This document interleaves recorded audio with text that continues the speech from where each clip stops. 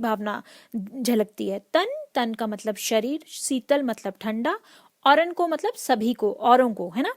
तो कबीर जी इस दोहे के माध्यम से सबसे पहले यही कहते हैं कि हम लोगों को, यानी हम सभी को, जितने भी व्यक्ति हैं, हमें मैं, मेरा, अहंकार, ये जो भावना है, ये जो भावना इसमें विद्यमान है, रहती है ना, अहंकार में मैं, मेरी, है ना, इस चीज को हमें अपनी भाषा में नहीं लाना चाहिए।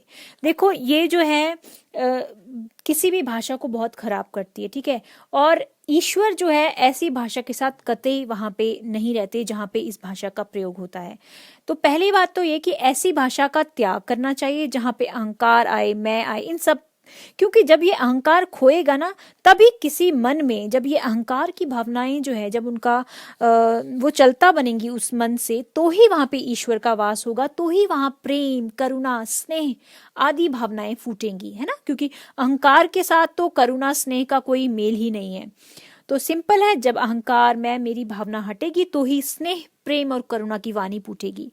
तो यहाँ पे ये कहते हैं अगर हम अहंकार रहित भाषा का प्रयोग करेंगे तो वो जो है बोलने वाले को भी और सुनने वाले दोनों को ही, दोनों के कानों में जो है एक शांति, सुख की प्राप्ति होगी। यानी कि वाणी की मधुरता जो है जीवन की आत्मिक शांति और सुख प्रदान करेगी। वाणी में जितनी मधुरता होगी, जितनी मृदुता होगी, तो वह जो है उतना ही हमें, हमारी आत्मा को भी शांति देगी, और जो दूसरे सुनने वाले होंगे हमें, उन्हें भी वह उतना ही प्रसन्न करेगी। अब सबसे इम्पॉर्टेंट जो मैंने पिछले मीराबाई जी में भी बताया था, यहाँ पे भी बताऊंगी, शिल्प सौंदर्य की बात की थी मैंने।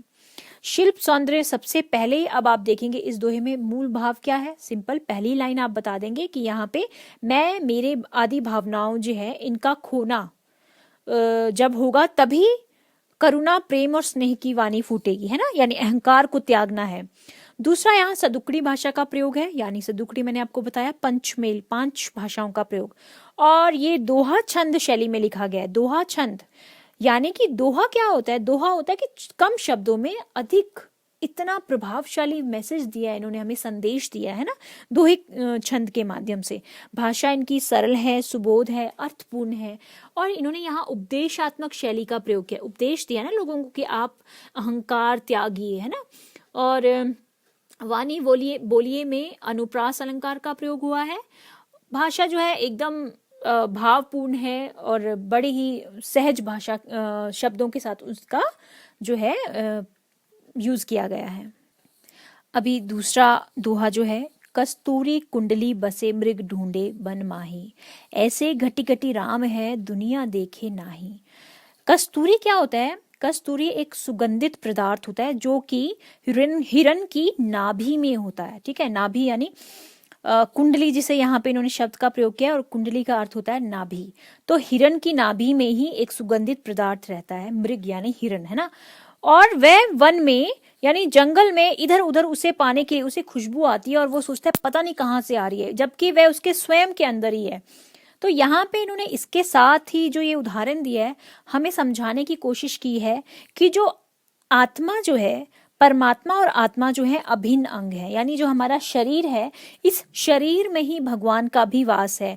और हम पता नहीं किधर किधर के आडंबरों में इधर उधर जाते हैं उन्हें ढूंढने के लिए, जैसे वो मृग जाता है।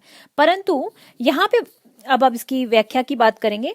मनुष्य जो है उसके शरीर में ही ईश्वर का वास है, परमात्मा का वास है, यानी वो जो शक्ति का स्तोत्र है वो उसके भीतर में ही है ना। उसे इस बात का ज्ञान नहीं है। वो क्या करता है? आडंबरों में पड़ा हुआ है, कर्म कांडों में लगा हुआ है, ढूंढने इधर उधर जाके, ब्रह्मों में पड़ा हुआ है, भूलों में पड़ा हुआ है। जैसे जैसे मृग की यहाँ उदाहरण दिया कि मृग यानी कि हिरण जो है जिस प्रकार इधर उधर भागता फिरता है उस खुशबू को ढूंढने के लिए, है ना, दर दर भटकता है जंगल में, परंतु उसे ये नहीं पता कि वो जो कस्तूरी है वो उसके नाभि में ही है, नेवल में ही, है ना। तो अब यहाँ पे शिल्प सौंदर्य की बात करेंगे तो आत्मा जो है परमात्मा का अभिन्न अंग है ना। सदुक्कड़ी भाषा का प्रयोग है और दोहा छंद का प्रयोग हुआ है। यहाँ पे भाषा सहज है, भावों के अनुकूल है, उपदेशात्मक शैली है। घटी घटी में पुनरुक्त प्रकाश अलंकार मैंने बताया था। घटी घटी शब्द 2 बार आया है, इसलिए पुनरुक्त यानी पुनः आने वाला, तो पुनरुक्त प्रकाश अलंकार है यहाँ पे।